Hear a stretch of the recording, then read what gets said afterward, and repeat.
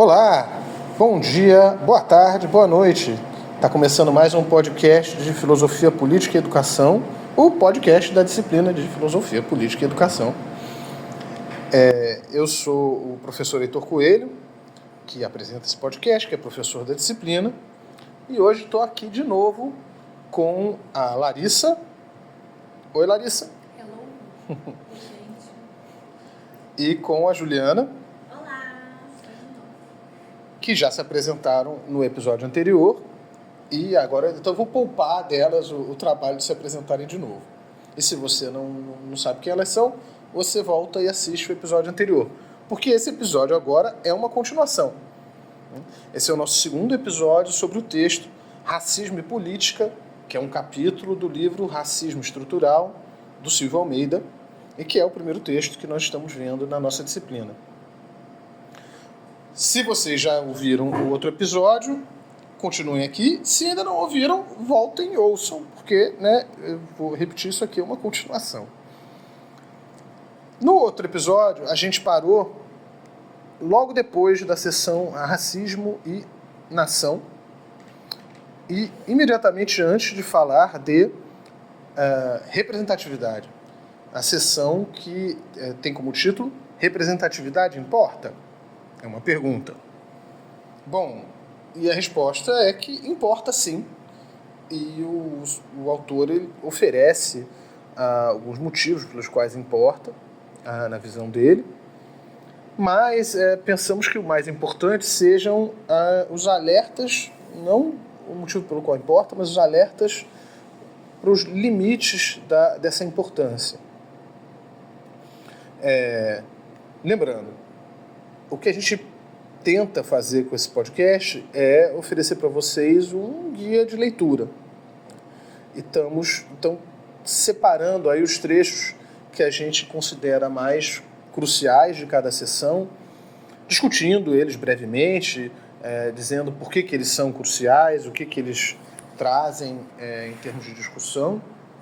E, ao final, também vamos oferecer algumas indicações de leitura ou de obras para além dessa daqui que nós estamos olhando com detalhes.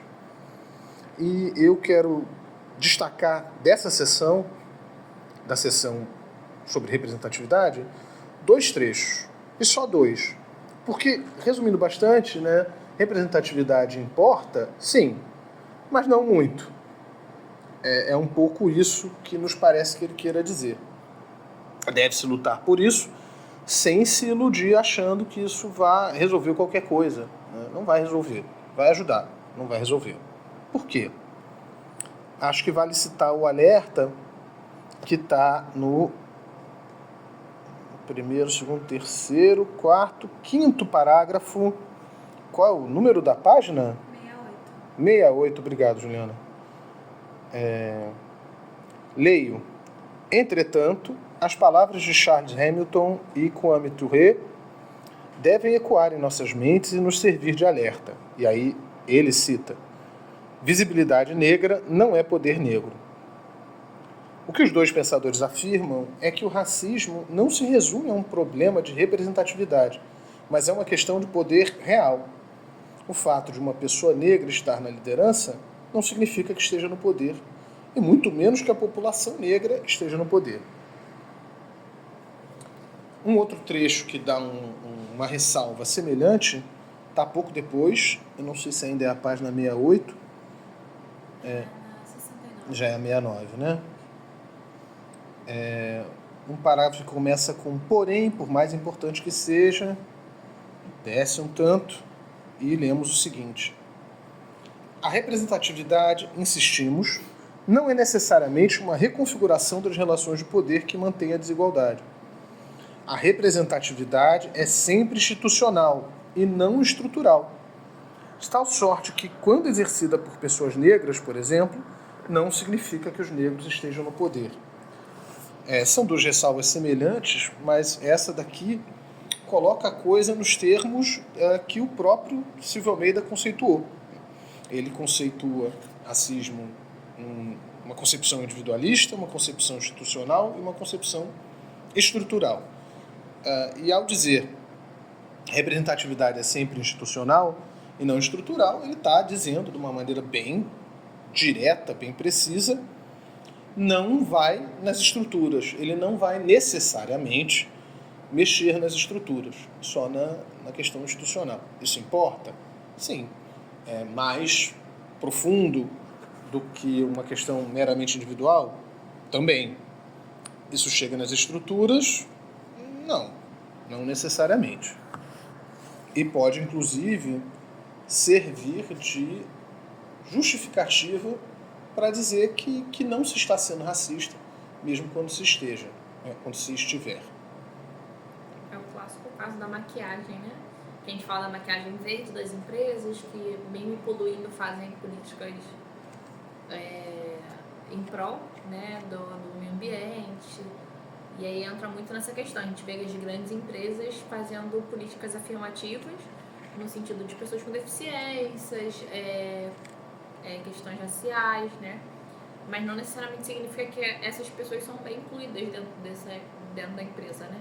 Às vezes é só uma questão também de isenção e incentivo fiscal, que vai falar um pouco sobre o que aquela empresa ganha, né? Com a imagem que ela vende e não necessariamente pela inclusão que ela pratica. Então a gente tem pessoas em lugares de poder que não necessariamente exercem esse poder de forma realmente espontânea, né? Sem ter que se submeter a ordens ou a própria organização de uma forma geral. É um jeito de dizer, não, a gente é verde, né? No caso do seu exemplo. Tá vendo? A gente tem essa pegada de carbono aqui, ou no caso não tem, né? A gente tem... como é o nome disso, meu Deus? Quando a pessoa anula... Reverte. Hã? Reverte, né? Não, é que tem um nome bonitinho, agora me escapuliu, que é uma coisa que foi inventada pelos petrolíferos, né? Pelas empresas do petróleo e gás. Mas me escapole agora o que é, que você zera a tua pegada de carbono, crédito de carbono, acho que é isso. Isso. Crédito de carbono. De maneira semelhante, né? Tem limites para essa analogia, mas ela funciona. Para isso, o sujeito tem... Não, olha só, nós temos vários gerentes que são negros, nós temos uma presidenta que é mulher. Então a gente não é machista, então a gente não é racista.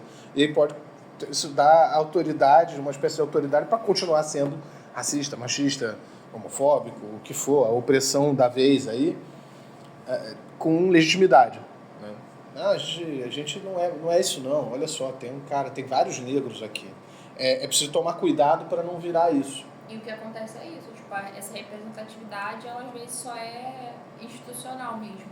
A pessoa está ali, de uma forma muito rasa, ocupando sim um espaço que é importante ser ocupado no sentido da representatividade, porque enxergar outras pessoas similares a você, que tem a mesma vivência, história, ou compartilha das mesmas lutas que você, faz com que sim, você entenda que é possível também ocupar esses espaços de poder, e é muito importante essa representatividade, mas não é só isso. Então, não é só a pessoa estar ali que significa que ela está mudando essa questão da estrutura, que a gente vem falando do racismo estrutural, né? A gente vê que são questões muito mais profundas do que a instituição. Então, por exemplo, a L'Oréal fazer políticas afirmativas não vai mudar uma estrutura social capitalista neoliberal. Talvez vai mudar ali dentro como as relações de poder se estruturam? Talvez, mas vai mudar de uma perspectiva muito institucional. E aí a gente vê, como se citou na questão das mulheres, né, do machismo em si, a gente nunca viu antes, como presidente homem, tamanho de respeito como a gente teve com a Dilma quando houve um impeachment e quando houve os ataques. Então, assim, desrespeitavam ela intelectualmente, faziam zombarias, fizeram adesivos horrendos com conotações sexuais. Eu sempre lembro desses adesivos. E nunca fizeram isso com um presidente homem, né? Então, assim, essa questão do corpo que pode ser violentado. Assim como o funcionário, né? A pessoa negra que está exercendo um cargo de poder, por vezes ela sempre é desmerecida, questionada ou importunada, ou perguntam se realmente quem é essa pessoa, ou então se confundem com ela, com uma posição inferior, porque não acreditam que ela pode estar ali exercendo aquele cargo, né, de chefia. Então, assim, é muito complicado essas desigualdades a gente vê com uma resolução institucional, porque de repente quando outras pessoas fora da corporação, que já foi modificada, chega ali, ela não consegue imaginar que o presidente da corporação é um homem negro ou é uma mulher negra. Porque aí eu acho que entra o duplo, né? Entra o acúmulo que a gente vem falando das desigualdades, que é quase como se fosse um bingo. Você vai juntando as desigualdades e fica cada vez mais difícil mesmo você ser validado como uma pessoa intelectual, como uma pessoa respeitada, como uma pessoa que merece estar ali mesmo, né? E mesmo que não merecesse, é o que a gente estava conversando um pouco antes, os brancos, os homens heteronormativos, ninguém fica questionando se aquela pessoa tem capacidade de estar ali, se aquela pessoa foi indicação, se aquela pessoa foi nepotismo. Quantos nepo babies a gente vê por aí, que é o apelido carinhoso para os filhos de ricos que não fazem nada e são ricos e ficam famosos, só por puro nepotismo. Então, assim, ninguém fica questionando que essas pessoas conseguiram uma marca de sucesso porque tiveram o nepotismo a seu favor. Ninguém fica questionando a Hailey Bieber que ela tem esse privilégio, a mulher de Justin Bieber, que também é filho de rico. O Justin Bieber é casado? Meu Deus, estou chocado. Estou por fora. Mas enfim, as Kardashians, a gente vê os Nepo Babies aí, muitos. As Kardashians são o melhor exemplo de famoso por nada. Então a gente vê tipo, pessoas que tipo, são modelos, que ganham, por exemplo, a própria. Esqueci o nome dela. A Kendall Jenner. Ela é uma das modelos mais bem pagas, por muito tempo ela foi uma das modelos mais bem pagas, e ela zoava que ela não precisava ficar fazendo vários desfiles como as outras modelos, porque ela achava isso muito antiquado. Sendo que as outras pessoas não recebiam tanto quanto ela recebia e tinham mais experiência que ela, só que ela recebia não só porque ela era uma boa profissional, mas porque as marcas sabiam que o fato de convidar ela levaria outras presenças ali para prestigiar ela, seus familiares, seus amigos, que também são famosos. Então, assim, às vezes a marca não estava nem contratando o trabalho dela, estava contratando a presença que ela ia gerar e o engajamento que ela ia gerar. Tudo isso por nepotismo. E as pessoas não ficam questionando se ela mereceu estar ali. Quanto, na verdade, uma pessoa que está ali assumindo uma vaga para uma ação afirmativa para modificar o racismo estrutural que a gente vem sofrendo na sociedade, ela tem que estar o tempo inteiro se justificando que merece estar naquele lugar, se reafirmando, se blindando com respostas e com provas, né? Como se precisasse realmente provar. E a gente não vê isso com mais ninguém na sociedade, sabe? Senão com as minorias. Eu adoro. A pessoa fica, não, eu não preciso disso, eu não gosto disso, de ter que trabalhar. Assim. É isso que você falou, né? Que a Jenner aí fazia. E com certeza a cobrança vai muito mais justamente para quem já teve que... para quem já é exceção naquelas posições. O cara... mas o que você fez para estar aqui? Com mulher é sempre assim. Opa, quem é que ela tá pegando? Sempre tem... Não pode ser por mérito dela. Ela tem que dar satisfação. E o negro, só pelo fenótipo, muitas vezes já se duvida que você não... Você é gerente? Coisas que a gente já ouviu. Você não tem cara de gerente, digamos. Gerente ou sei lá. Não tem cara. Disse isso, né? Enquanto as pessoas são confundidas, confundidas mesmo, né? Sem maldade. Ai, desculpa, achei que você trabalhava aqui. Por que você achou que eu trabalhava aqui, sabe? Pois é, por que será? Ou então, eu não lembro se no podcast passado eu citei, mas houve um caso de um conhecido meu que estava falando que ele conseguiu, e até as pessoas que conseguem assim ascender de vida e tal, ele conseguiu morar num apartamento legal e tal, e aí quando ele estava entrando no prédio, o rapaz falou, não, você tem que esperar lá fora, porque ele tem que autorizar a sua entrada de funcionário, sendo que ele morava naquele prédio. Olha, o pior é que eu não sei se você já deu esse exemplo. Eu sei que eu já ouvi esse exemplo, mas eu não sei se foi numa conversa nossa. Eu acho que foi. Ou se foi em sala de aula, ou se foi num episódio. Foi em algum lugar, gente. Foi em algum lugar. Se a gente estiver repetindo o exemplo, gente, vocês perdoem. Perdoai.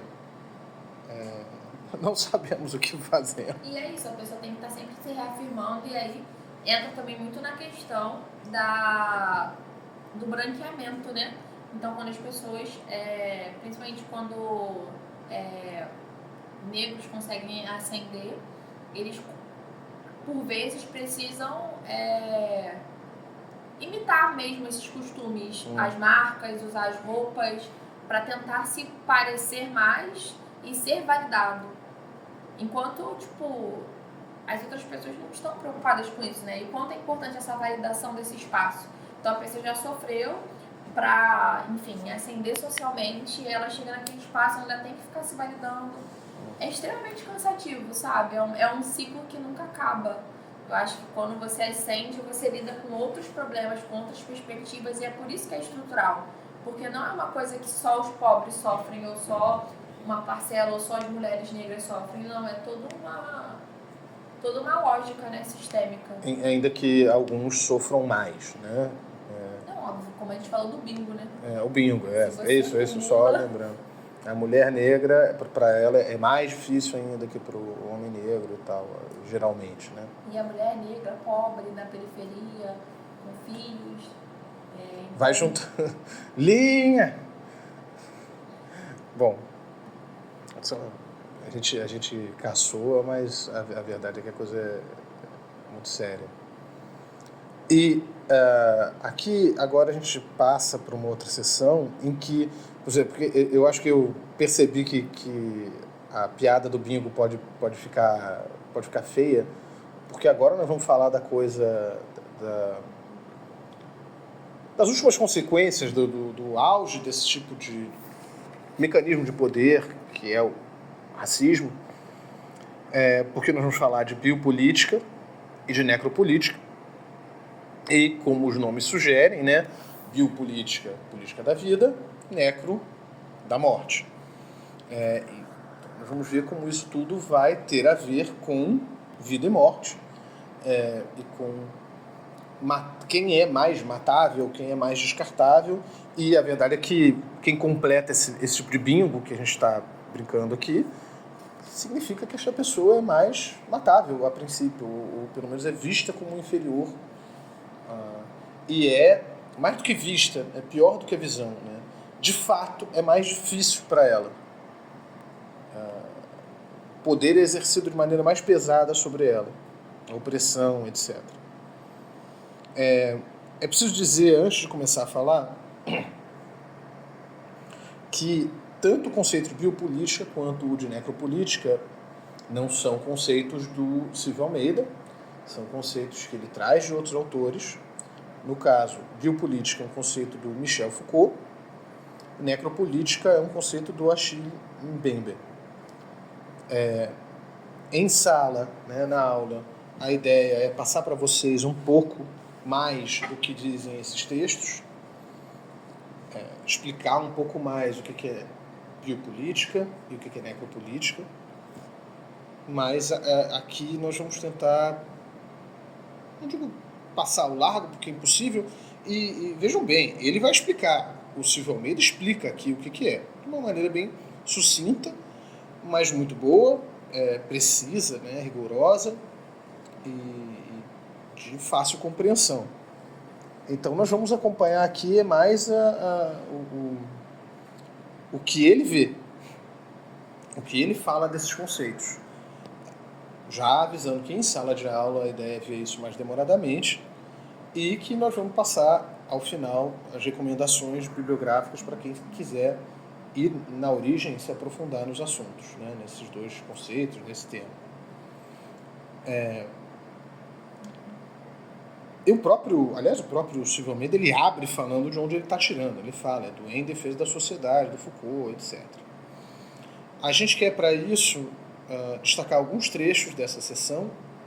O primeiro é um trecho ainda no começo da sessão da biopolítica. São duas sessões, né? Vamos esclarecer isso. A sessão da biopolítica e necropolítica, e depois a sessão... Racismo e necropolítica. Obrigado, Juliana. Tá vendo? O que não é alguém que fica consertando as lacunas da sua fala? Muito importante. E ainda no começo, no segundo parágrafo, a gente vai ligar a questão do Estado. Afinal, vamos pegar mais claramente como que a questão do Estado vai se ligar com o racismo, né? E o parágrafo começa justamente assim. Mas de que modo o racismo estaria ligado ao Estado? Qual a natureza desta ligação? Foucault não trata o racismo somente como um discurso ou ideologia. Para ele, o racismo é uma tecnologia de poder, mas que terá funções específicas, diferentes das demais de que dispõe o Estado. Foucault nos conta que, desde o século XIX, os sentidos da vida e da morte ganham um novo status. As mudanças socioeconômicas ocorridas a partir do século XIX impõem uma mudança significativa na concepção de soberania, que deixa de ser o poder de tirar a vida para ser o poder de controlá-la, de mantê-la e prolongá-la. A soberania torna-se o poder de suspensão da morte, de fazer viver e deixar morrer.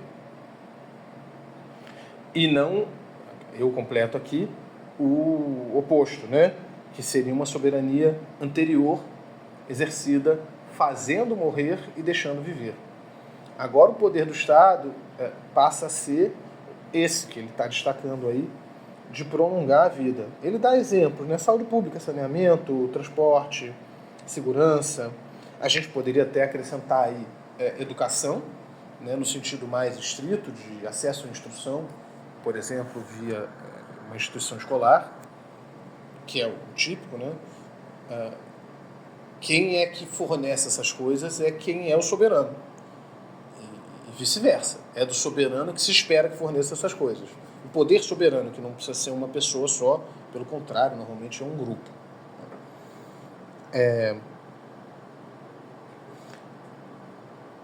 E eu acho muito importante frisar aqui que o racismo, no entendimento do Foucault, é uma tecnologia de poder. É o racismo, e é racismo, né, e não a raça. A raça, de novo, biologicamente falando, a raça é uma miragem, é uma ideologia.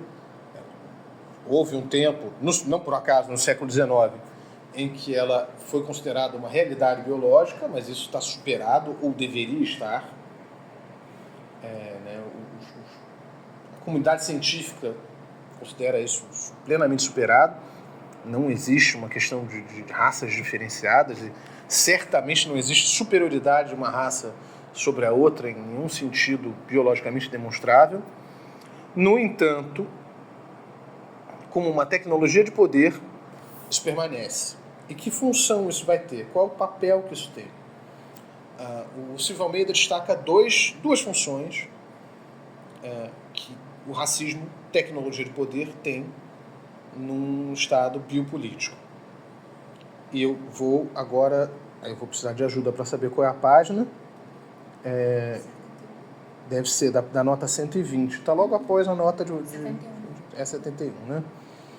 Explico, gente, a minha edição é diferente da edição que está com vocês. Eu uso o e-book. Por isso que eu estou aqui pedindo ajuda Estou pedindo ajuda às universitárias.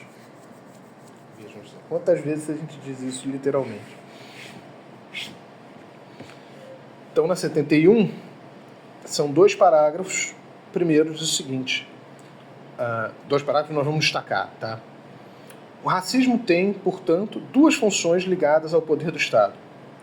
A primeira é a de fragmentação, de divisão no contínuo biológico da espécie humana, introduzindo hierarquias, distinções, classificações de raças. O racismo estabelecerá a linha divisória entre superiores e inferiores, entre bons e maus, entre os grupos que merecem viver e os que merecem morrer, entre os que terão a vida prolongada e os que serão deixados para a morte, entre os que devem permanecer vivos e os que serão mortos. E que se entenda que a morte aqui não é apenas a retirada da vida, mas também é entendida como exposição ao risco da morte, a morte política, a expulsão e a rejeição. Então, lembrando, fazer viver, deixar morrer. Quem é que se faz viver e quem é que se deixa morrer? Esse poder político novo, que está baseado no prolongamento da vida e não no encurtamento da vida, ele não elimina a morte, mas ele precisa legitimá-la. já que o poder do Estado agora vem do fazer viver, toda a morte causada sob o poder do Estado, e eu acrescentaria que não se trata só do poder estatal, no sentido mais estrito, que há poderes paraestatais ou quase estatais, ou como se queira designar, que operam de uma maneira biopolítica, me apressei aqui, é biopolítica ainda que nós estamos falando. Então, por exemplo, a questão do saneamento, ou a questão de oferecer as condições para o transporte e abastecimento, pensa aí quem é o poder que oferece o transporte onde você vive. Talvez não seja o Estado. Quem é que oferece o gás aí onde você vive? Talvez não seja o Estado. Tem uma chance razoável de não ser o Estado e de ser um poder aí paraestatal. A segurança, tem uma grande chance de quem oferece a segurança aí. Circular mesmo pelo ambiente. Perfeito. A própria circulação, você pode andar por aquele espaço ou não, onde você pode ir ou não. É transporte no sentido de ir e vir, assim, de propiciar o direito de ir e vir. Mas tanto o transporte no sentido de ter um veículo que te carrega de um lado para o outro, né, mas de ter acesso às vielas e ruas que te permitem ir de um lugar ao outro. O transporte pelo seu próprio pé ainda é transporte, né? E se o Estado falha, e ele falha, como é que ele pode ser legítimo e ainda falhar? Se ele é quem dá a vida, como é que ele pode falhar e deixar morrer? É aí que entra o racismo. Não, mas tem gente, né? O que o racismo traça?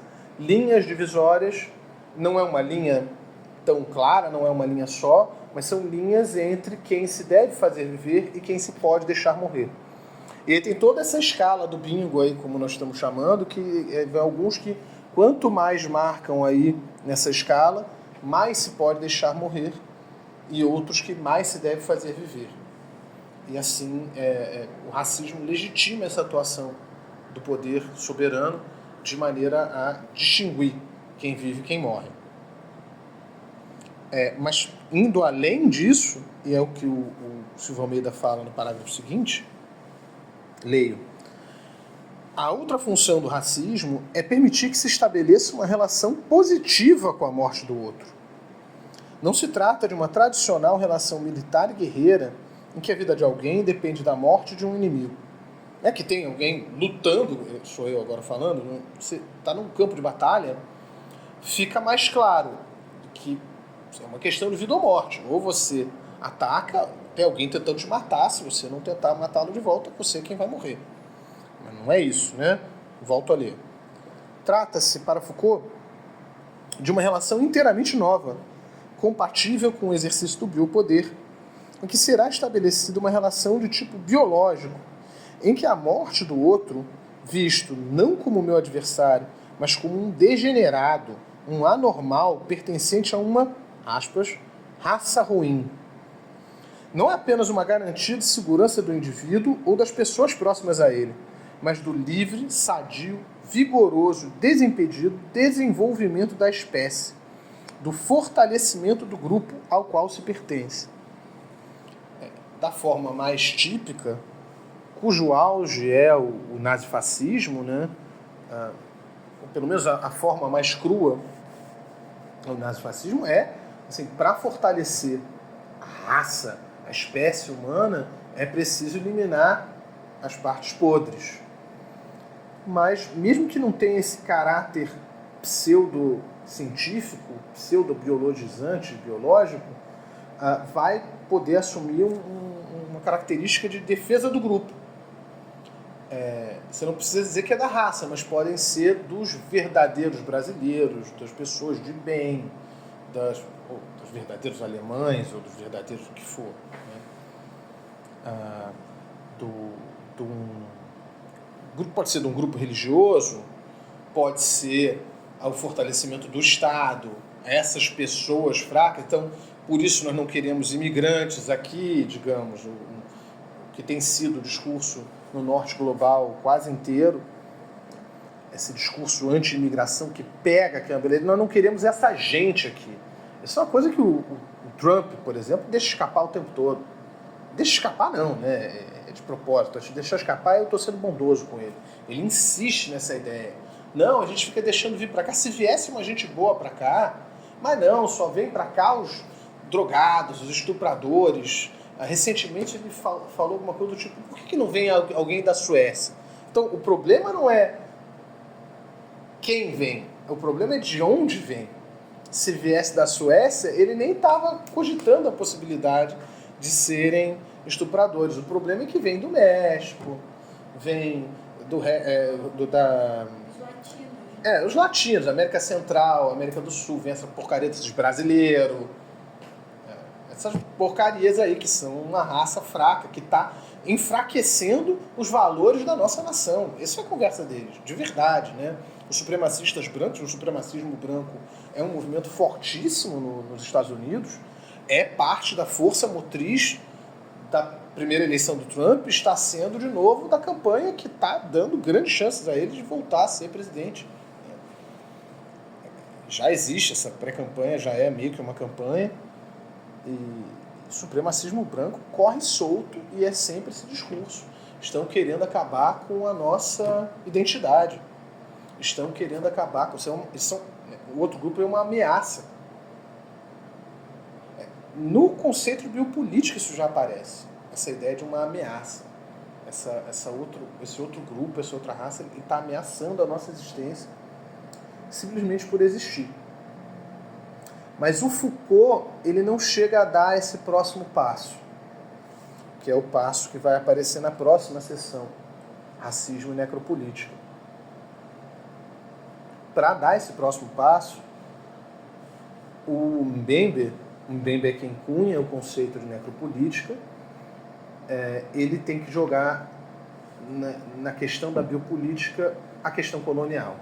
Ele tem que botar a crítica do colonialismo e da colonialidade nesse mesmo balaio conceitual, né, para se compreender a função do racismo, as novas formas de soberania. Vamos agora então para a próxima sessão, racismo e necropolítica.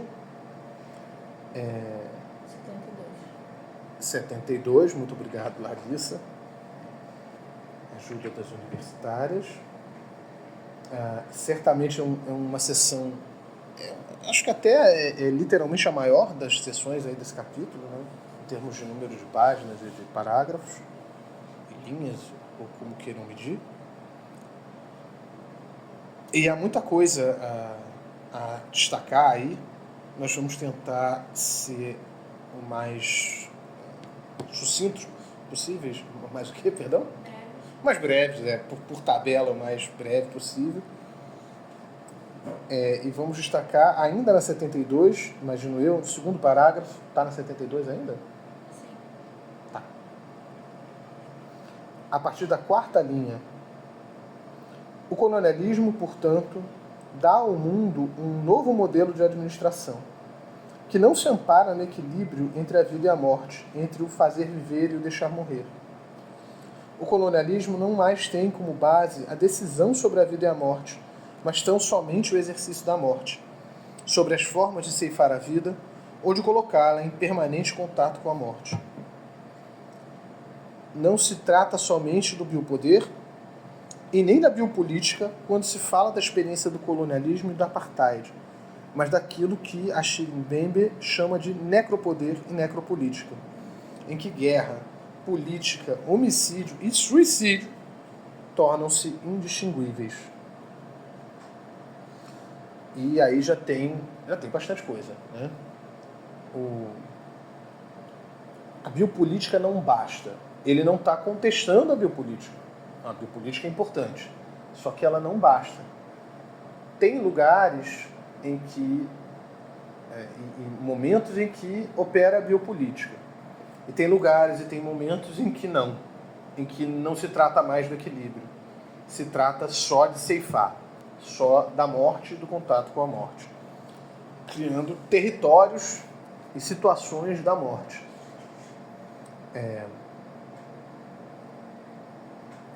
Daí, necropoder, necropolítica. É importante dizer que o Mbembe tem um outro ponto de vista, também porque, ao contrário do Foucault, não era europeu. Ele literalmente nasceu numa colônia. Quando ele é camaronês, né, é vivo, e quando nasceu, eu não lembro qual o ano que ele nasceu, mas ele ainda, Camarões ainda era território francês. E esse ponto de vista certamente difícil de alcançar por um habitante da metrópole. Mas penso que ele colocou aí, muito bem colocada essa questão. Antes dessas técnicas de poder chegarem na Europa, elas foram aperfeiçoadas nas colônias. Acho que esse é o argumento mais geral, né? Eu acho que a gente vê sempre essa diferença, assim, de algo mais crítico, né? De algo até mais profundo. O próprio Silvio Almeida traz a questão da necessidade da perspectiva do racismo estrutural, como um brasileiro também, que vive uma outra perspectiva, principalmente no sul global, e que vê questões muito particulares, né, no nosso desenvolvimento e na nossa relação, principalmente com o racismo. E a gente vê o Mbembe trazendo também essa perspectiva, né, que é diferente da gente tratar a perspectiva dos colonizadores, né? Mesmo que o Foucault traga essa perspectiva, ele nunca poderia compreender algo que ele não viveu, algo que ele não presenciou, algo que, enfim, ele não podia analisar porque não se passava essa realidade. Eu não sei se dá para dizer que não podia. Eu acho que até pode, mas era muito difícil para ele ter a ideia, né? Ele formular essa noção, ele se ligar nisso. É muito mais cômodo a gente ver, tipo assim, hoje a gente vê esses debates e a importância, né, dessas discussões, principalmente trazidas, né, por autores do sul global, assim. E eu acho que muda essa perspectiva e marca, né, um debate, principalmente sobre o racismo, que traz outras perspectivas, principalmente das pessoas que sofreram o processo colonizador, da gente que, enfim, teve os anos afins de escravidão. Então, eu acho que é uma perspectiva diferente de uma colônia de exploração para uma colônia de povoamento. Isso tem diferença também para o próprio colonizador, né? Eu acho que ali eles não tinham muito essa perspectiva, enfim, ou talvez tivessem, mas fossem os privilégios, não né, quer que dizer, permitiam com que eles não vissem. Quer dizer que o europeu não pode entender o que é o colonialismo? Não, eu acho que ele pode, mas é outra perspectiva, é uma questão de perspectiva. E é difícil, eu não consigo imaginar, ou pelo menos me parece muito mais difícil imaginar que um europeu, ou enfim, um habitante do norte global, da metrópole, da herdeira do colonialismo, tivesse essa sacada. É mais isso. Uma vez que alguém tenha tido a sacada, até fica bem mais simples para os outros terem. Essa indignação, eu acho que a pessoa que não vive o o cara não sentiu, cotidiano, né? ela é muito difícil de você transpor e mostrar, eu acho, né? De você explicar para uma pessoa que está fora dessa realidade. Por mais que vejam, sabe, eu acho que é muito cômodo, até que a gente pode ver, tipo, a questão dos moradores de rua. É muito cômodo a gente falar e criticar, enfim, sendo que a gente vai voltar para nossas casas e nós vamos ter o nosso teto, vamos ter uma comida, vamos ter o mínimo de condições de resistência, né? E é muito difícil a gente criticar, e é por isso que é importante tanto a escrita dos povos originários, quanto a escrita dos povos quilombolas, dos descendentes africanos, enfim, trazer essa perspectiva decolonial de pensamento a partir das próprias pessoas que foram escravizadas, das próprias pessoas que foram exploradas, porque é outro sentimento de indignação, né? É outro olhar. É outro olhar. Eu acho que não tem como quem não passou por esse lado da coisa, acho que não alcança do mesmo jeito. Isso é muito fácil você ter um olhar de meritocracia, quando na realidade você não tá vendo. Tem uma fala muito legal, assim, não sei se vocês vão conhecer, da Boca Rosa, né, que é a Bianca Andrade, e hoje ela, enfim, tá rica com a empresa dela, mas ela tava falando, é muito difícil, porque ela veio da Maré, né, e é muito difícil, ela falou que no lugar onde ela tá, tipo, vê o pessoal dando palestra, enfim, falando das mesmas 24 horas, da questão do acesso, da dedicação que as pessoas têm que ter. E ela falou, cara, de onde eu vi as pessoas não têm as mesmas 24 horas, sabe? De onde eu vi não tem essa questão do acesso. Vingar não é só uma questão de escolha. E a gente vê várias pessoas que não têm propriedade nenhuma. E aí volta a questão do nepotismo. Pessoas que não têm propriedade nenhuma para falar sobre produtividade, sobre meritocracia, e ainda assim falam, porque se sentem nesse local de dar conselhos para as outras pessoas, né, chegarem no lugar que ela chegou, sendo que a pessoa chegou lá redondo, que foi o caso da... Livian o nome dela, eu acho. A filha do Didi, Livian. Ah, a filha do Didi chama Livian? Livian? Eu acho que é. Ok. Didi Mocó, Renato Aragão. Ah, tá. Não, só pra ter certeza. E ela deu uma... Ela tava dando uma palestra, Ela né? virou coaching, né? Coach motivacional, falando sobre produtividade para uma empresa. E todo mundo criticando ela, mano, você já nasceu rica. Inclusive, saiu a semana, domingo, eu estava vendo, Domingo Espetacular, e a empregada, né, doméstica, falando a questão das ações trabalhistas de trabalhar lá. Então, assim... Tem um monte de gente processando ela, é isso? Não, tinha uma empregada, uma doméstica em si, falando, foi até o Domingo Espetacular. Eu acho que foi o Domingo Espetacular. Posso ter errado no programa, mas foi domingo. Um outro programa que passou. Não, foi domingo, com certeza, gente. E ela tava falando que, além de ela não receber férias, quando chegava próximo a dar 12 meses, eu acho, ela demitia pra não ter que pagar o 13º. Sim. Aí chegou um ano depois, eu acho que foram 12 anos de trabalho, porque foram várias denúncias de pessoas que prestavam serviço para famosos e estavam falando sobre os direitos trabalhistas, né? E quando ela foi questionar a mãe dela, né, a esposa do Didi, ela falou, tá bom, então eu vou pagar. E aí demitiu ela, o 13º, né, no caso, porque ela não recebia, ela não tinha férias, ela ficava lá, e aí ela só podia dormir depois que as festas acabavam, ela tinha que continuar servindo o pessoal. Então, Peraí, como é que é? Ela só podia dormir depois que as férias acabavam? As festas. As festas, ufa. As festas acabavam, Ela então, tipo... Eu ouvi um negócio Lívia Aragão, E você vê essa questão, é muito fácil você ir pra internet, performar uma coisa ou falar sobre meritocracia e falar que não há pobreza que resista, né? A 14 horas de trabalho. Quando na realidade você tem toda uma rede de apoio e uma rede de trabalhadores análogos à escravidão que te possibilitam ter essa produtividade. Então, quando ela tá falando que você tem que tomar um café da manhã, você tem que planejar seu dia, ela tá falando de um café da manhã que já tá pronto pra ela, sabe? Ela tá falando de uma casa que não precisa ser limpa. Ela tá falando de um transporte que ela não precisa pegar, um transporte público. E acessar os espaços, né? Porque, vamos lá pro caso da Boca Rosa. Você, às vezes, tá na favela, dia de operação, e como que você faz pra sair, sabe? Para aproveitar o seu dia de maneira produtiva. Exatamente. E o que levou a ela, por muito tempo, a alugar, ter uma sala comercial em um outro espaço para poder gravar. Fora, longe dos barulhos, enfim, né? E eu acho muito legal a pessoa que ela perpassa, né?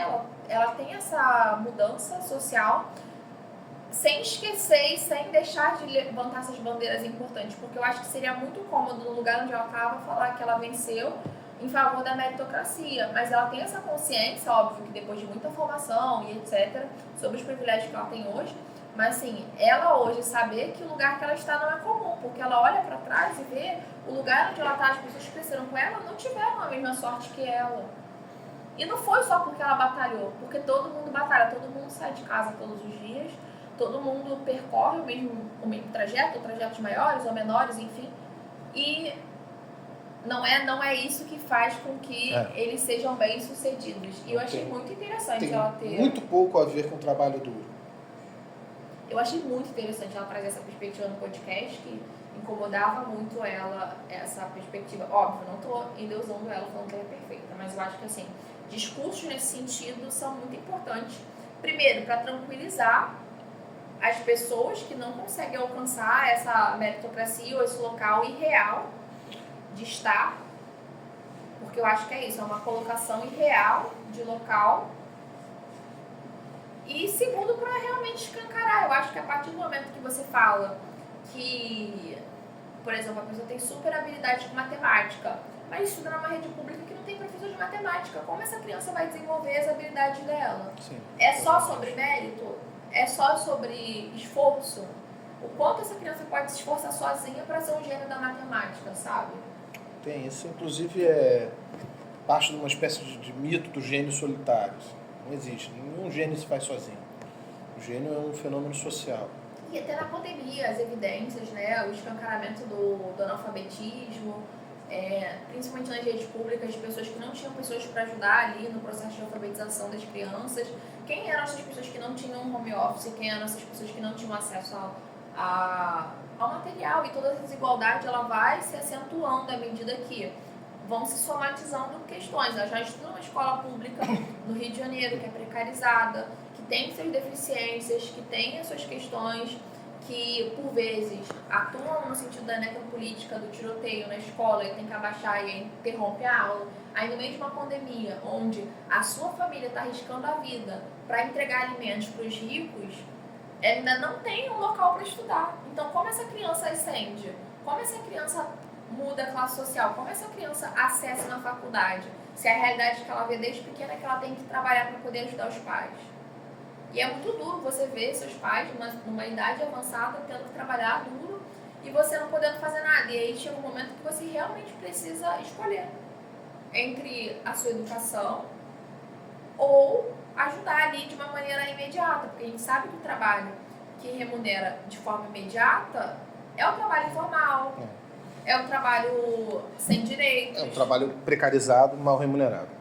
Que é o caso do iFood, do Rappi, dos motoristas de aplicativos, que muita gente recorre, mas a gente sabe que num plano previdenciário futuro vai ser um colapso. E quem vão ser essas pessoas que vão estar, sabe? Quem vão ser as pessoas que vão aposentar novamente um salário mínimo, se aposentarem? Não, mais uma vez, quem são as pessoas cuja vida vai se prolongar? Quem são as pessoas cuja vida pode se prolongar ou não, tanto faz. Isso é biopolítica, né? Lembrando que agora a gente está indo um pouco além. Né? Porque além de se deixar morrer, de novo fazer morrer. E aí, nós já vamos chegar às formas concretas que esse fazer morrer assume entre nós. Mas, assim, aliás, deixa eu fazer esse comentário, né? Quando a gente começa a falar de necropolítica, é normal que as pessoas, porque moram no Brasil, porque moram frequentemente no Rio, né, já que são alunos aqui da UERJ, já sabem do que a gente está falando. Já sabem. É de pessoas mais ou menos matáveis, a gente já sabe quais são as pessoas que são mais matáveis e as que são menos. A filha do Desmocó é das menos matáveis. O sujeito que foi atropelado não, perdão, que morreu porque o sujeito enfiou o Porsche nele. A propósito, isso pode ser importante, nós estamos gravando dia 24 de abril de 2024. E o Boff ainda não está preso. E esse camarada que bateu, não é moleque, né, um adulto de 23 anos, que bateu num Porsche a 150 por hora e matou um trabalhador, motorista de aplicativo, senhor, pai de família e tal, e esse cara tá solto. A lei é só para alguns. E não só solto, ele tá... O delegado que pediu a investigação das câmeras foi afastado. Olha aí, tá vendo? Bom, sigo lendo o parágrafo seguinte. O salto teórico de Mbembe na análise sobre a soberania acontece quando relaciona a noção de biopoder aos conceitos de estado de exceção e estado de sítio. Para Mbembe, aí agora o Silvio Almeida cita o Mbembe, o estado de exceção e a relação de inimizade tornaram-se a base normativa do direito de matar. O poder de matar opera com apelo à exceção, ele está citando de novo, à emergência e uma noção ficcional do inimigo, fim de citação, que precisam ser constantemente criadas e recriadas pelas práticas políticas. A noção ficcional do inimigo quer dizer que você precisa forjar um inimigo. Lembrando que, né, o Foucault já falava numa relação de guerra que não era bem de guerra, né? Numa divisão, uma clivagem que o racismo faz entre aqueles que, só por existirem, criam uma insegurança entre aqueles que devem ser protegidos. Agora está se levando essa insegurança à consequência, que é, se nós não estamos seguros enquanto eles existirem, então eles têm que ser mortos. Eles têm que ser postos no lugar deles. Eles podem ser mortos, mas eles precisam ser mortos, porque matá-los é pô-los no seu lugar. Estado de exceção, bem entendido, é mesmo aquela figura do direito que é uma suspensão temporária do funcionamento regular da lei. Você tem Estado de Direito, você tem direitos, supostamente todos nós temos direito à vida, todos nós temos direito à dignidade, à liberdade de vir, à liberdade de expressão, independentemente de raça, gênero, credo, classe social. Na letra da lei é isso. Mas o Estado de Direito, ele sempre tem, mas acabou. Tem, mas não agora. Agora não pode, porque tem uma emergência. O que é emergência? A emergência é um inimigo que põe a todos nós em risco o tempo todo. E é o tempo todo. A exceção vira regra. E eu tenho certeza que vocês sabem de que tipo de coisa eu estou falando. Mas o próprio Silvio Almeida, um pouco mais adiante, fala.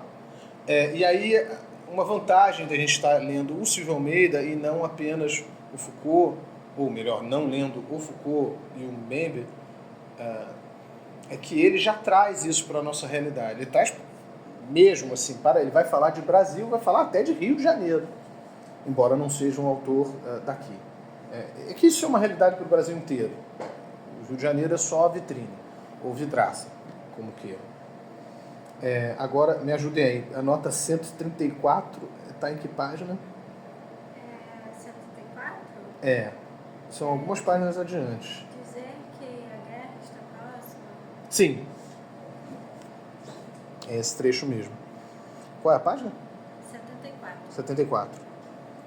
Dizer que a guerra está próxima e que o inimigo pode atacar a qualquer momento é a senha para que sejam tomadas as medidas preventivas, entre aspas, para que se cerque o território, para que sejam tomadas medidas excepcionais, tais como toques de recolher, mandados de busca coletivos, entre aspas também, prisões para averiguação, invasão noturna de domicílios, destruição de imóveis, autos de resistência, etc. Nós vemos aparecer aí, nesse trecho que eu acabo de ler, diversas coisas que são muito familiares, né? O auto de resistência está sempre aí.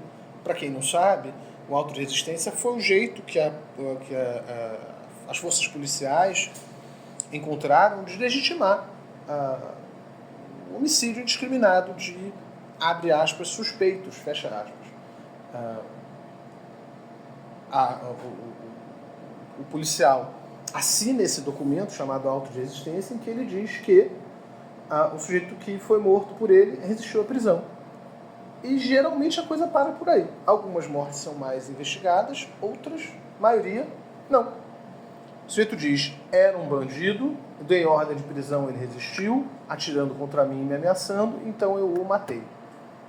E acabou-se. Lavra-se, é passado, lá o delegado que investiga aceita, a justiça, né, o promotor não leva adiante, se levar adiante o tribunal enterra e fica por isso mesmo. Mas também outros exemplos aí, prisão para investigação, para averiguação, invasão noturna de domicílios.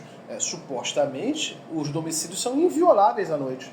São violáveis durante o dia apenas com mandado de busca e apreensão ou de prisão. É por isso que a Polícia Federal fica esperando amanhecer na casa do suspeito, né? Quando tem... E aí os repórteres têm que ficar lá para cobrir, né? Olha, vai ter...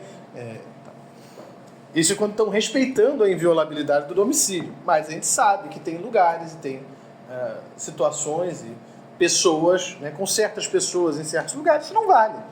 Entra-se a qualquer hora do dia e da noite e mesmo pode-se expedir um mandado de busca coletivo para uma região inteira. A região inteira é objeto de um mandado.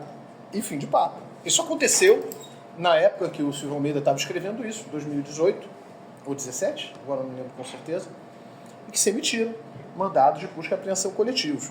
Um outro exemplo mais recente foi quando a Justiça aqui do Rio de Janeiro liberou que se prendesse menores em Copacabana sem flagrante. Sem flagrante. Está prendendo por quê? Porque ele é suspeito. Por que ele é suspeito? Ele tem um crachá de suspeito? Na verdade, ele tem. O crachá é um fenótipo. É uma série de indicações de pertencimento a uma raça, a uma classe, a uma região que o categorizam, que o classificam, melhor dizendo, como um matável, como um desses matáveis, um desses que vale menos.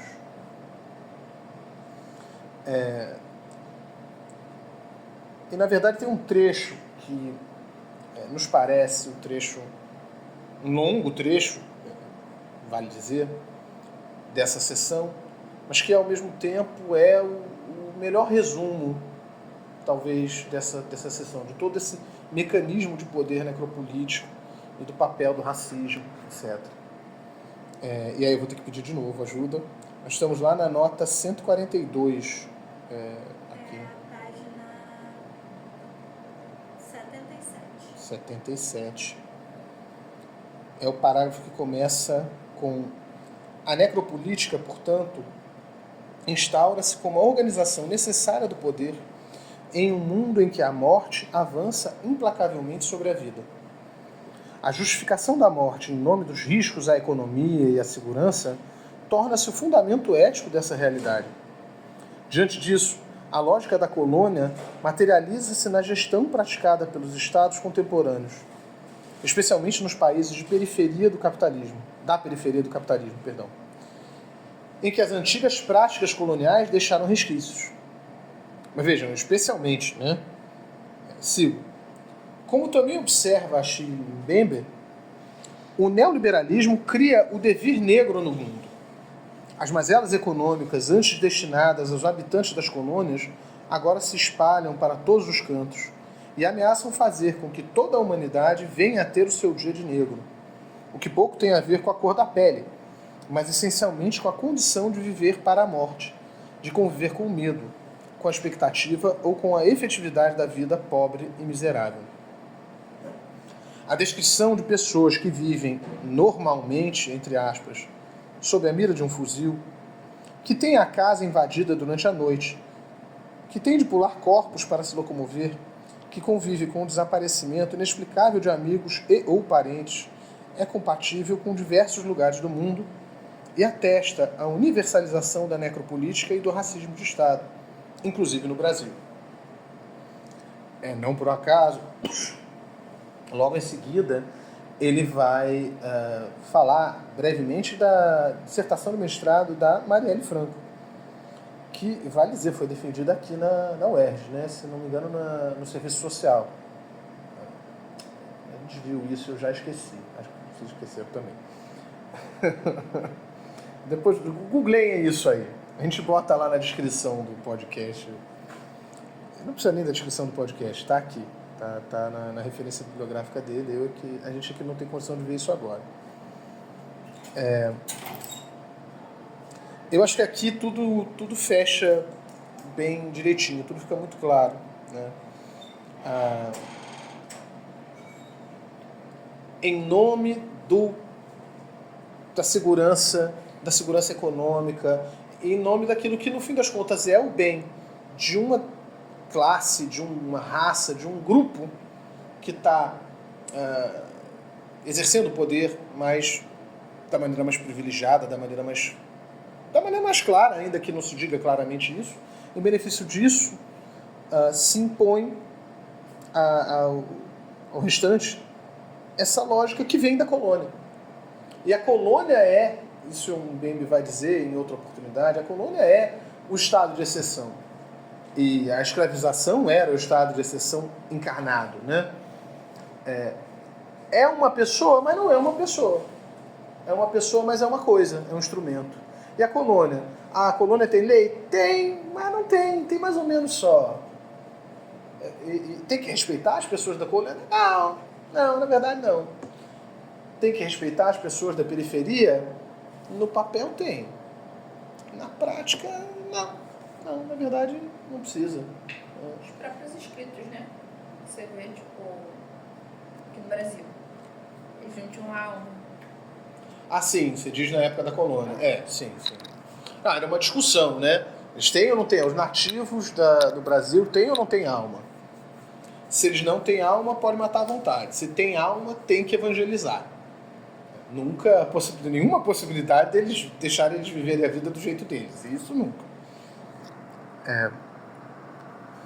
E eu acho que, vocês leiam o texto e vejam como ele pega os exemplos a partir da dissertação da Marielle. A dissertação da Marielle foi defendida no mestrado em administração. Administração. E foi pela UF. Ah, meu Deus, falei uma grande besteira. Eu achei que tinha sido aqui. Mas ela fez alguma coisa aqui. O que ela fez aqui? Ela graduou aqui? Não foi em L, não? Foi a Aniele? Senhor, ainda bem que vocês me pegaram. Agora vai ficar gravado vocês corrigindo o meu erro e não só o meu erro. É melhor assim. Mas se vocês clicarem, o e-book, se clicar, Vai pra lá. vai pra lá. Ele manda Já direto, abre. tem um hiperlink. É lindo isso. Bom demais. Gente, mas de onde é que eu tirei isso? É totalmente eu querendo que ela fosse daqui. A concha acústica, Marielle Franco, não é porque ela foi aluna, meu Deus? Não precisa ter sido aluna, né? Não tem nada a ver uma coisa com a outra. Mas eu achava que ela tinha sido. Eu sei que ela fez serviços sociais na PUC, né? Ah. 2006 ingressou na faculdade de pedagogia, se formou 7 anos depois. Pedagogia? Aqui não é. A Marielle? É mesmo? Vocês estão vendo fontes conflitantes. Gente, depois... Não, o mestrado. O mestrado foi na UF. Mestrado na UF, perfeito. Mas pelo menos nem me senti mal 7 anos depois. Meu Deus,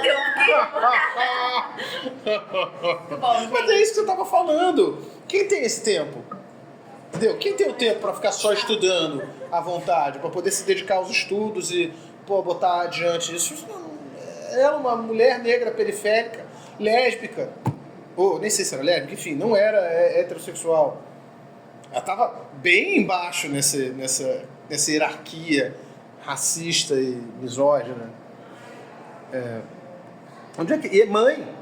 Não sei se ela já era mãe quando defendeu a dissertação. Sim. Mas, cara, não é moleza não, bicho. Não deve ser, né? Na verdade, eu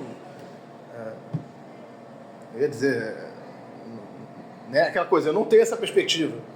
Mas com certeza não é moleza. E a gente entende o que ele está falando. A gente sabe onde nessa cidade se vive normalmente sob a mira de um fuzil. Porque a gente sabe onde que tem boca com gente com fuzil, como foi o exemplo, porque um de vocês mais cedo deu o exemplo que um dia acordou porque um dos meninos do tráfico estava limpando a arma com uma bala dentro e disparou no muro da pessoa. Ou tem que verificar se pode sair de casa porque está tendo operação. A gente sabe onde a polícia anda com o fuzil para fora do carro, onde ela anda com o fuzil para dentro do carro. A gente sabe. Então a gente sabe que tem essas fronteiras de estado de exceção e estado algo próximo ao estado de direito. A gente sabe onde o poder é exercido. O que o Brasil? Tudo errado. Falou tudo errado. A gente falou tudo errado. Então, ela Volta, foi PUC. Foi PUC. Ela fez pré-vestibular Errado. no SEASM e passou pra PUC. Olha a ausência de tempo de ler as informações direito. Ela não sai. Não, eu li isso, eu esqueci. É que eu li, a gente não leu para se preparar para a gravação. O erro foi esse. Sim. Sabia que ia falar da Marielle, Ela devia fez saber. Ciências sociais na PUC. Foi a amiga dela que Fez fez pedagogia na mestrado. UERJ. Não, filho. Mas pelo menos ele me consolou. Já está consolada. Mesmo assim, você está consolada. Maravilha. Bom, que bom que você veio a correção. Há tempo, da gente não ficar registrada essa grande bobagem. Quer dizer, ficou registrada a bobagem e a correção. Todos erramos, isso é assim mesmo. Faz Na parte. verdade, foi programado para mostrar. Que isso sirva de lição para todos nós. E, gente, estão destacados aí aqueles trechos que nós achamos mais fundamentais, mais importantes do texto. Passemos agora às indicações. E eu já começo com as indicações óbvias, as fontes mais imediatas aí, notadamente dessas duas últimas sessões, são Michel Foucault, em especial o Em Defesa da Sociedade, não porque ele seja o primeiro, nem muito menos o único texto em que a noção de biopolítica aparece, mas é porque é onde ele aparece da maneira mais resumida, mais direta, mais clara, lembrando que se trata de um curso transcrito posteriormente, né, é um curso que o Foucault deu, não vou lembrar o ano, pouco importa, ficou registrado, depois foi transcrito. Depois alguém vê aí onde foi. Ou não vê, não é importante. Não, mas não vamos ver agora. Não vejo. Vai Tá estar assim em 2012. Não, porque isso. 70 é alguma coisa. No máximo 80. Olha, não pode ser depois de... Quando ele foi publicado, foi já perto de 90 e blau. 90 e blau. 98, uma coisa assim. Ou não, né? Do jeito que está a minha memória, inventei a Marielle, estudante da UERJ, eu posso estar inventando as publicações do Foucault também. Foi por via de mesa branca. A minha indicação é ver alguns vídeos no YouTube do Silvio Almeida que tem sobre o Boitempo mesmo. No canal do Boitempo, né? Sim, tem o que é racismo estrutural, né? Tem uma aula do cara sobre isso. Excelente. O Silvio Almeida, aliás, tem bastante coisa dele, né? Dele falando disponível de graça. Ele tinha um canal, eu digo tinha, o canal tá lá, ele só não atualiza mais. O canal Silvio Almeida e tal. Que ele fazia um monte de vídeos sobre diversos assuntos. Tem ele falando de racismo, mas tem ele falando de Capitão América. E é bacana. E sim, tem o próprio texto Necropolítica, né, do Achille Mbembe, que existe tanto sob a forma de livro como é um ensaio, né, trata-se de um ensaio que foi publicado, traduzido como parte da revista de comunicação da UFRJ. Eu devo estar inventando isso também. Mas enfim, tem uma versão gratuita desse texto, esse é o que importa. E se você procurar, você vai achar. A gente também pode depois disponibilizar aí na descrição do podcast, do episódio. Tinha mais recomendações que tu tão... Fala, Larissa, era você que tinha alguma recomendação também. Então, tem um artigo, que o nome do artigo é uma análise da progressão dos alunos cotistas sobre a primeira função afirmativa no ensino superior, o caso da UERJ, né, da Universidade do Estado do Rio, que fomos a primeira universidade, e aí dentro desse estudo ele está falando da análise do coeficiente de rendimento, né, que apesar do coeficiente de rendimento não ser maior do que os alunos que entraram pelo regime universal, o índice de evasão é muito menor, né? E aí a gente tem outros índices também que mostram, aí, se vocês quiserem, o artigo está na internet mesmo com esse nome, uma análise da progressão dos alunos cotistas sobre a primeira ação afirmativa brasileira no ensino superior, o caso da UERJ. Quem são os autores? E tem outro... Oi? Quem é o autor ou autores? Eu só tenho o autor, Álvaro Alberto Ferreira Mendes Júnior. de Minas Gerais, né, da UFMG. E tem estudos também que mostram que o índice de evasão, por exemplo, na UFPR, que é 4% dos alunos cotistas contra 3 vezes mais dos alunos egressos pelo regime universal. E aí, enfim, né, que foram as coisas que a gente falou, que pós 10 anos de lei de cotas, né, e aqui no estado, após esses 20 anos, foi feita uma reanálise, né, e aí esses ensaios saíram como parte desses estudos. E tem também o que saiu agora, né, que o presidente de Portugal reconhece pela primeira vez a culpa pela escravidão e o massacre no Brasil e fala sobre reparação. Então, é isso, né? Estamos aguardando o ouro e os metais preciosos voltarem.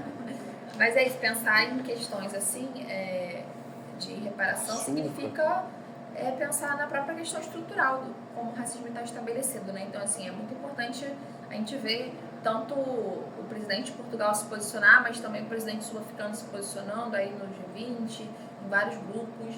Então, você pode achar também bastante coisa legal, assim, que tem acontecido. Agora o G20 vai acontecer também aqui no Rio. E eu acredito que vão vir muitas coisas legais, assim, dos presidentes, principalmente do sul global. Que é quem costuma chamar atenção para esse tipo de coisa, né? O norte não chama. Não vai aqui, né? Atrapalhar o próprio esquema deles, pô.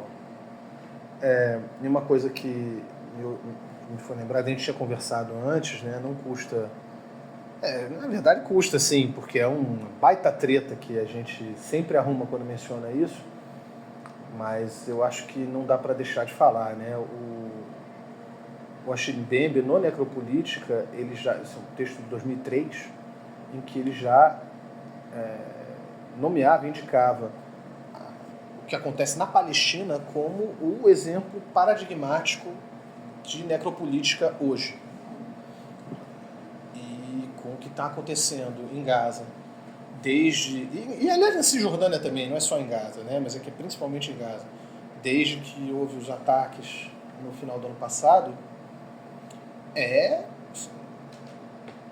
Pra matar mesmo.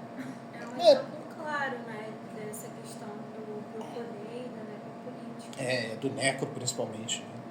Você tem um regime de apartheid, disso que se trata, né? As pessoas estão presas lá, elas não podem sair de Gaza. E por que elas não podem sair de Gaza? É uma questão de raça.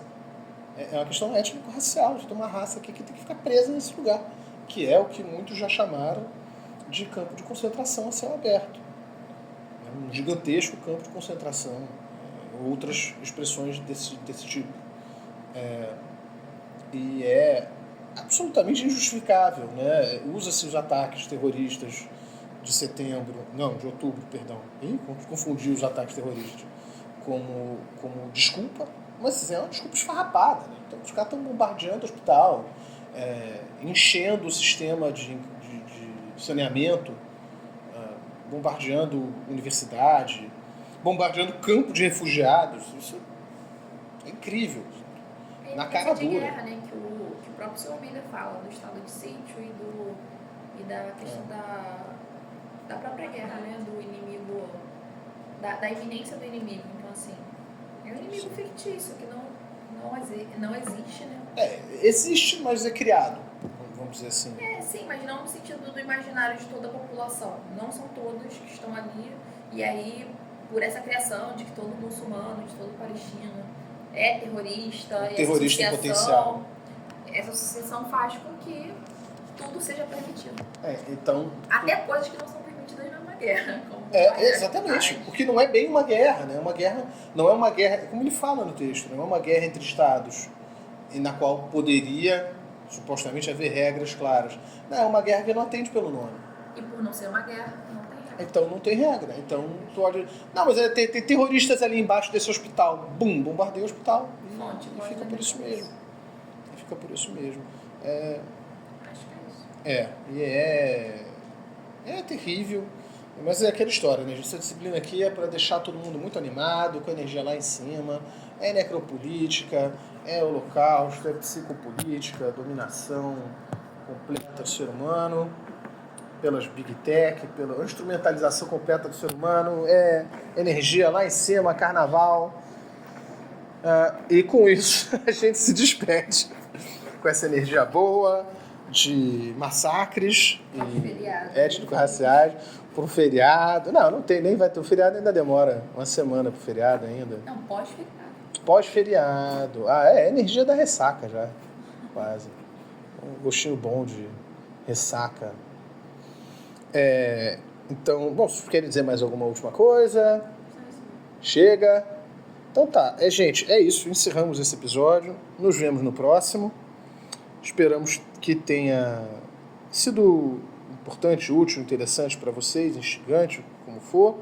E útil na prova. Hã? E útil na prova. Útil na prova, por que não? É importante também. E é isso. Até uma próxima. Bom dia, boa tarde, boa noite. E tchau, tchau. Tchau. Não, eu tenho que tchau.